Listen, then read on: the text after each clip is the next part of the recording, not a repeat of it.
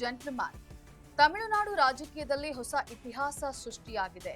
ಬೆಳ್ಳಿ ಪರದೆಯ ದಳಪತಿ ಈಗ ನಿಜ ಜೀವನದ ಜನನಾಯಕನಾಗಿ ಹೊರಹೊಮ್ಮಿದ್ದಾರೆ.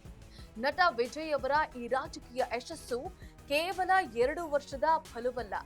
ಇದರ ಹಿಂದೆ ದಶಕಗಳ ಕಾಲದ ಮಾಸ್ಟರ್ ಪ್ಲಾನ್ ಅಡಗಿದೆ. ಆ ಪ್ಲಾನ್ ಏನು? ಈ ಬಗ್ಗೆ ಕಂಪ್ಲೀಟ್ ಡೀಟೇಲ್ಸ್ ಅನ್ನ ನೀಡ್ತೀನಿ. ಎಸ್ ವೀಕ್ಷಕರೇ, ನೆಲ ಜಲ ಭಾಷೆಗಾಗಿ ಪ್ರಾಮಾಣಿಕ ಪತ್ರಿಕೋದ್ಯಮ. ನೀವು ನೋಡ್ತಾ ಇದ್ದೀರಾ ಫೋಕಸ್ ಟಿವಿ. ನಾನು ಪವಿತ್ರ.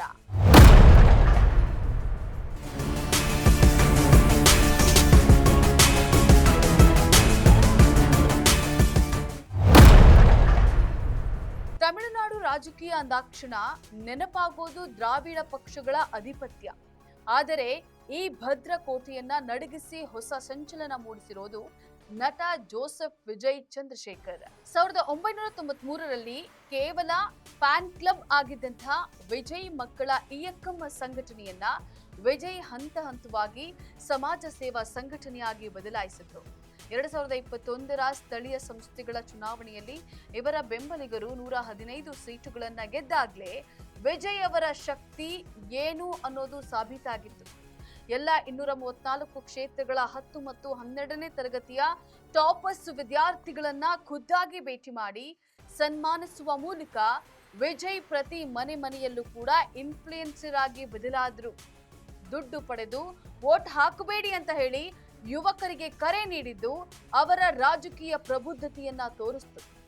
ವಿಜಯ್ ಕೇವಲ ಸಿನಿಮಾ ಮಾಡಲಿಲ್ಲ, ಬದಲಿಗೆ ಕತ್ತಿ, ಮರ್ಷಲ್ ಮತ್ತು ಸರ್ಕಾರ್ನಂತಹ ಚಿತ್ರಗಳ ಮೂಲಕ ರೈತರ ಸಮಸ್ಯೆ, ಜಿಎಸ್ಟಿ ಟೀಕೆ ಹಾಗೂ ಚುನಾವಣಾ ಅಕ್ರಮಗಳ ಬಗ್ಗೆ ಜನರನ್ನ ಜಾಗೃತಗೊಳಿಸಿದ್ರು. ಈ ಚಿತ್ರಗಳು ಅವರನ್ನ ನೇರವಾಗಿ ಆಡಳಿತ ವಿರೋಧಿ ನಾಯಕನನ್ನಾಗಿ ಬಿಂಬಿಸಿದ್ವು. ತಮ್ಮ ಪಕ್ಷ ಟಿವಿಕೆ ಸ್ಥಾಪಿಸಿದ ಬಳಿಕ ವಿಜಯ್ ಸ್ಪಷ್ಟ ಸಂದೇಶವನ್ನ ನೀಡಿದ್ದಾರೆ. ಡಿಎಂಕೆ ನಮ್ಮ ರಾಜಕೀಯ ಶತ್ರು, ಬಿಜೆಪಿ ನಮ್ಮ ಸೈದ್ಧಾಂತಿಕ ಶತ್ರು ಅನ್ನುವಂತಹ ಮೂಲಕ ತಮ್ಮ ಸೆಂಟರ್ ಲೆಫ್ಟ್ ಸಿದ್ಧಾಂತವನ್ನ ಅವರು ಸಾರಿದ್ದಾರೆ. ಇದರ ಜೊತೆಗೆ ನಟಿ ತ್ರಿಷಾ ಹಾಗೂ ವಿಜಯ್ ಬಗ್ಗೆ ಇವರ ರಾಜಕೀಯ ವಿರೋಧಿಗಳು ಅಪಪ್ರಚಾರವನ್ನ ಮಾಡಿದ್ರು. ವಿಜಯ್ ಹೆಂಡತಿ ಡಿವೋರ್ಸ್ ಅನ್ನ ನೀಡಿದ್ರು. ಈ ಎಲ್ಲ ವಿಚಾರಗಳನ್ನ ಚುನಾವಣೆಗೆ ಹತ್ರ ಬಂದಾಗ ಅಸ್ತ್ರದಂತೆ ಪ್ರಯೋಗಿಸ್ತಾ ಇದ್ರು ವಿಜಯ್ ವಿರೋಧಿಗಳು. ಆದ್ರೂ ಕೂಡ ವಿಜಯ್ ಮುನ್ನುಗ್ಗಿ ಚುನಾವಣೆಯಲ್ಲಿ ಗೆದ್ದು ಇತಿಹಾಸವನ್ನ ನಿರ್ಮಿಸಿದ್ದಾರೆ.